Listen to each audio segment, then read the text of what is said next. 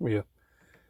If you have an old set of night vision goggles that the lenses like to fog up on, you can always do what I did. You can see it right there.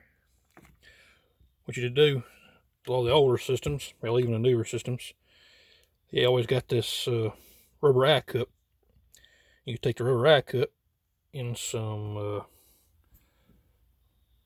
acrylic or just basics Lexan, and you can cut you a circle and insert it into there,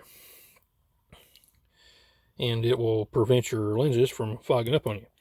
It's kind of what the Demist Shields on the PVS7 and some of the newer night vision do. But it's does work pretty good. But this is my setup. Yeah. Made all this right here. Yeah. It does all right for generation 1. But the most part is you try to use them in a driving or a tactical situation.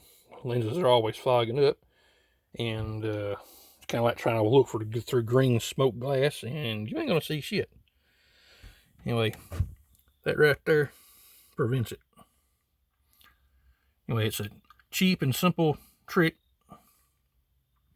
that improves your situation. Sorry to mess. Clutter.